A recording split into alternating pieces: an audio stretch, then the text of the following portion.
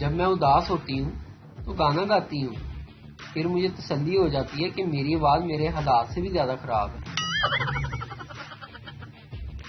دیسی فیملی میں نیا فون لینے پر پرانے موبائل کے حقدار اتنے نکل آتے ہیں جتنے کونسلر کی سیٹ پر امیدوار۔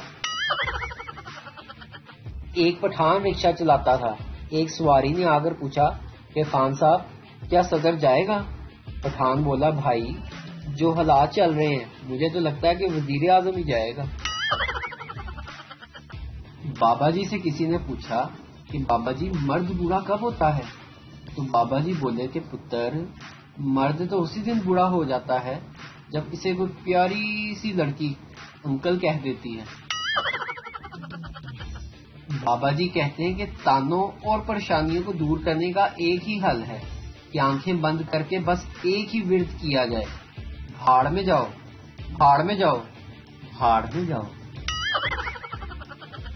پپو کا دکھ بھرا شعر، نہ پڑھائی میری مکدی نہ جان میری چھٹدی، جے فون نو ہاتھ لاواں تے ماں میری کٹدی۔